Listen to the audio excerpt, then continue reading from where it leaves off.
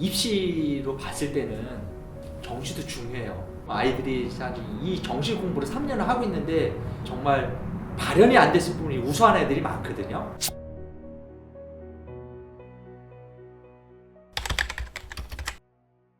한양대학교가 전형이 사실 파격적으로 시작된 해는 2015년부터입니다. 그때 주요 대학들도 많이 전형을 변화를 가져왔는데 많은 대학들은 입학사정관 전형에 대한 연속성으로 학생부 종합전형을 가져갔다면 한양대학교는 완전히 패러다임이 바뀌는 학생부 종합전형답게 전형을 설계했던 해가 2015년이었고요. 학생부 종합전형이 그동안은 수능 최저나 아니면 자소서, 교사 추천서, 심지어는 면접 같은 다양한 평가에 대한 영역들을 활용해서 종합적으로 학생부를 평가했다면 한양대는 산무였어요. 그러니까 자소서가 없고 그리고 면접이 없고 수능 최저가 없는 오직 학생부만 갖고 서류 평가를 해서 뽑겠다. 이게 사실은 굉장히 파격적인 전형이었고 이걸 계기로 해서 이제 올해 지금 5년 차가 진행이 되고 있고요. 사실 5년간의 신뢰 과정을 구축하는 게 굉장히 힘들면서도 의미 있었어요. 학생부에는 많지 않습니까?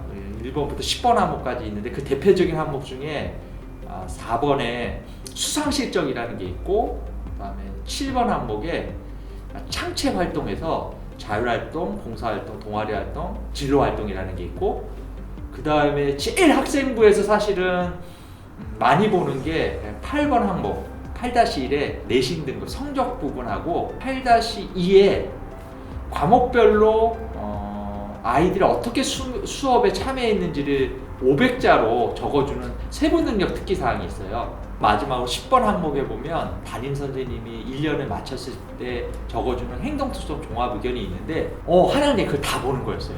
그 학교에서 공부를 잘하는지 정도만 정량적으로 봤다면 한양대는 공부를 어떻게 잘하는지 과정 속에서 어떤 면이 우수한지를 내신 등급 아닌 다양한 교과, 비교과 관련된 수상을 통해서 얻어낸 다양한 성취 결과물, 스스로 하는 다양한 동아리 활동이나 진로 자율 활동에서 이 아이의 종합적인 우수성들을 학생부에서 정말 그렇게 읽고 해석해서 평가해 준다라는 게 반영이 되니까 학교들이 학생부 관리가 바뀌게 됐죠. 제일 많이 바뀐 게 글자 수가 늘기 시작했어요. 초창기 2015-16에 보면 전교 1등 학생부를 봐도 20페이지가 안 되는 학생부가 많았거든요. 특히 세특 내용 보면 몇 과목 안 되게 적어주는 내용들이 많았는데 내신 등급 위의 내용을 살펴보기 시작하니까 이게 아마 2017년이었거든요. 학생부를 보면 많게는 40-50페이지까지 나왔습니다. 두 번째로는 아이들이 나를 어필해야 되니까 수동적으로 내신 관리 중심으로 해서 학교를 참여했다면 이제는 아이들이 좀 더 적극적으로 학교 활동을 시작하겠어요. 동아리를 이걸 하고 싶은데 학교에서 만들어진 동아리가 적다 보니까 자율 동아리라는 게 만들어졌고 토론대회, 창의적 수학 경시대회, 여러 가지 보고서 경진대회, 이런 과제 탐구대회 이런 걸 통해서 수상을 넓힘으로써 아이들이 다양한 자기의 역량들을 확인받는 쪽으로 갔죠. 그러다 보니까 학생부 내용은 더 풍성해지는 게 사실이었고 긍정적인 효과로 나아갈 즈음에 사교육이 들어오고 공부 잘하는 아이들만 학생부를 관리해주고 나머지 아이들은 학생부를 관리 안 해주는 부작용이 생기기 시작했죠.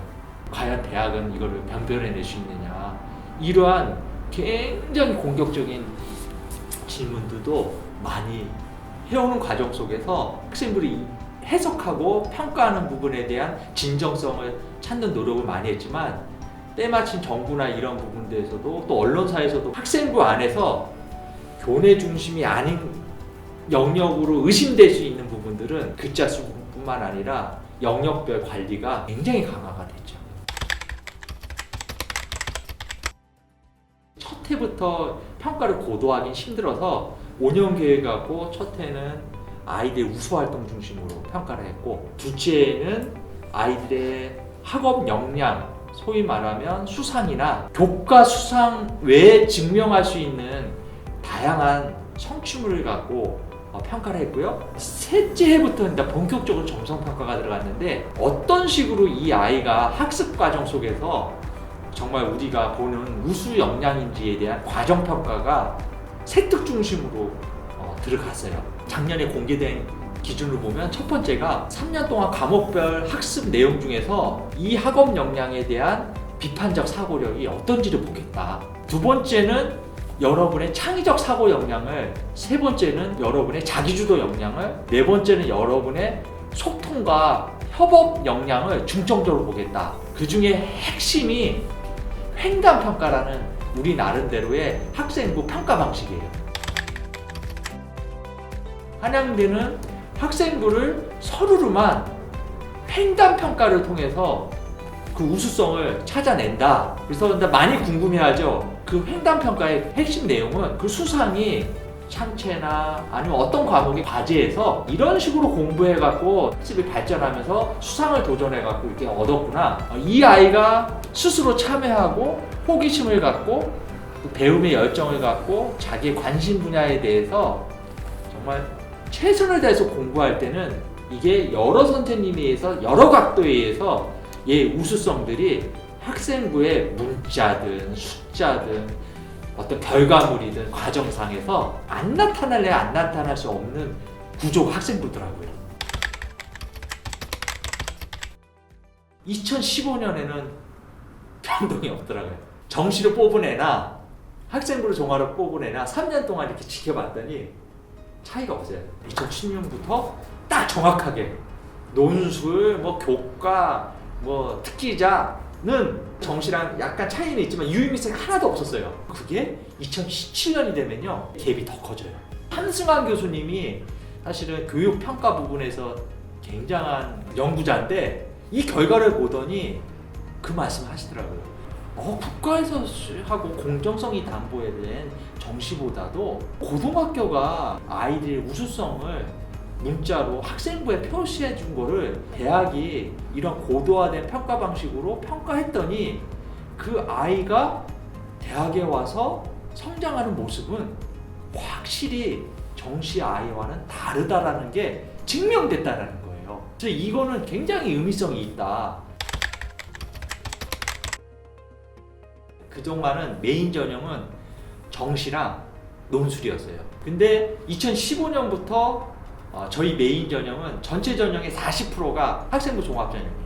정시가 한 25% 정도 됐었고요. 논술이 한 20%, 교과가 한 8, 9%, 특기자가 그 나머지 한 9%. 그래서 총 한 100%의 그 정도였는데, 그게 2016, 17, 18 하면서 학생부 종합 전형은 아주 미세하게 한 45%까지 접근했고요. 정시도 저희가 30%까지 접근했어요.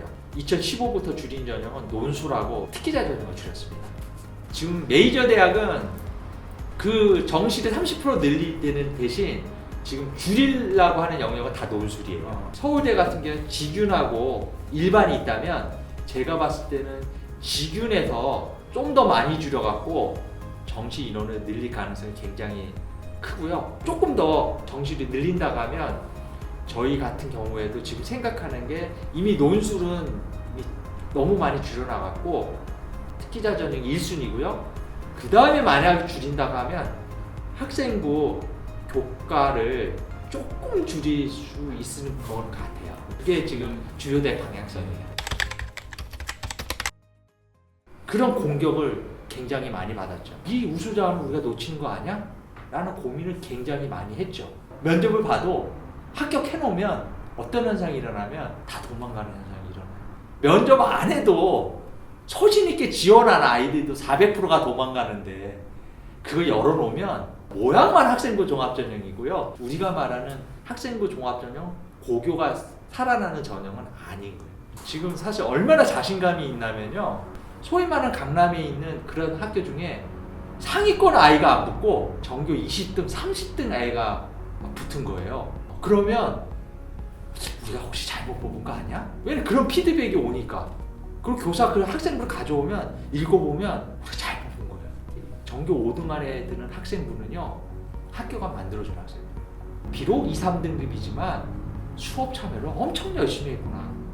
그리고 예부는 등급이 1, 2등급 낮지만 어른 면에서는 수상이나 과제 활동을 보면 얘가 더 성장성이 있는 아이로 충분히 판단될 만큼 선생님이 얘에 대해서 적어줬구나.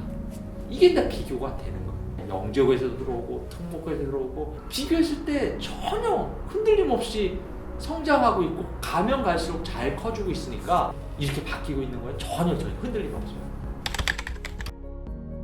총장님이 늘 발표하시지만 딱 두 가지예요. 첫 번째 우리 권학이냐 사랑의 실천. 또 우리 아래 권학이는 실용학풍이에요. 이거는 공과대학 중심으로 세운 이유도 배운 거를 사회에 쓸모있게 쓸 수 있는 인재를 키워야 되기 때문에 교육과정이 저희는 다 실용학풍이거든요. 그러다 보니까 창업을 하고 산학협력을 하고 개방적인 수업들을 통해 갖고 자기가 쓸모있게 나아갈 수 있는 그 두 틀이다 보니까 저희는 학생부를 읽더라도 정량적인 요소도 있지만 이 아이의 수업과 활동을 보면서 그러한 부분들을 보죠. 한마디로 그냥 말하라면요, 그냥 진짜 실력 있는 아이를 찾는데 비판적 사고력, 창의적 사고력, 협업과 소통 능력, 자기주도 역량, 이 네 가지를 학생부 안에서 우리가 말하는 실력자를 찾아내는 평가 요소로 선발하고 있어요. 충청북도에서 한 선생님이 학생부 하나를 갖고 왔더라고요. 컴퓨터 소프트웨어학과 우리 학교 다이아몬드 4년 전액장 하는 거를 이 아이가 붙었다라는 거예요. 한양대가 이걸 어떻게 평가했는지 너무 궁금해해서 가져온 거예요. 동문자녀 중에 한 분이 아주 유명한 과고 나온 학생인데 저희 학교 컴퓨터 소프트웨어학과 넣었거든요. 근데 그 학생이 서울대랑 한양대만 떨어지고는 다 붙었어요. 그래서 카이스트 들어갔어요. 근데 이 충무에 있는 딱 그냥 평범한 일반고 얘는 붙은 거예요. 공부는 잘하는 애지만 우리 학교 최상의 아이는 아니에요. 그래서 학생부를 읽어봤죠. 읽어봤더니 저희로서 너무 잘 뽑은 케이스예요. 수학 교과 수상뿐만 아니라 아까 말대로 수학 관련된 다양한 창의적 사고 관련된 수상이라든지 융합 수학이라든지 뭐 이런 쪽으로도 할 뿐만 아니라 또 이 아이의 동아리 활동이랑 자유 활동에 보면 관심이 있다라는 게 이 선생님의 글에 분명히 나타나 있어요. 3학년 때는 이 학교가 물투를 개설하는 학교가 아니에요. 근데 얘는 정말 배우고 싶은 거예요. 그래서 얘가 어떻게 했나 봤더니 충북 지역에 물투를 개설하는 고등학교 거점학교에 자기가 학교에 신청해서 그래서 수업을 들어요. 그렇게 뽑은 거에 대해서 저희는 잘 뽑았다고 판단하고 그 설명했을 때 선생님도 우리 학교가 뽑는 이 부분에 대해서 신뢰성을 갖는 계기가 된 거죠. 이번에도 한 고등학교가 저희를 찾아왔어요. 자연계, 소위 말하는 전교 1등을 다투는 두 학생이었어요. 근데 하나에는 붙었고, 특히 좋은 학과를 붙었고, 하나는 좀 낮은 학과인데 떨어졌어요. 근데 선생님 볼 때는 떨어진 애가 학생부 종합전형으로 봤을 때는 퍼펙트한 애. 그리고 우리 학교가 붙은 애는 얘는 학생부 종합형 아이가 아니라고 판단되는 애예요. 그래갖고 이걸 좀 비교해 봐서 봤더니 일단 떨어진 아이는 없는 수상이 없어요. 근데 우리가 붙은 아이는 수상 보면 얘는 좀 깊이 있는 수상이 몇 개가 있어요. 과학에도 얘는 물리, 화학, 생명과학, 지구과학까지도 주저함 없이 자기가 좋아하는 과목에 대해서 학업 역량을 최대한 발휘를 해준 거예요. 아이들이나 학교에서 착각하는 게 학생부 종합전형은 뭔가 활달하고 그리고 학교 활동을 많이 참여하고 이런 것들 종합적으로 평가 요소들이 많아져서 좋게 평가하겠다라는 오해가 있는 것 같아요. 근데 그거는 아닌 것 같아요. 꼭 하고 싶은 얘기가 두 가지가 있는데요. 우리나라 지금 입시로 봤을 때는 정시도 중요해요. 아이들이 사실 이 정시 공부를 3년을 하고 있는데 이 아이들이 사실은 정말 발현이 안 됐을 뿐이 우수한 애들이 많거든요.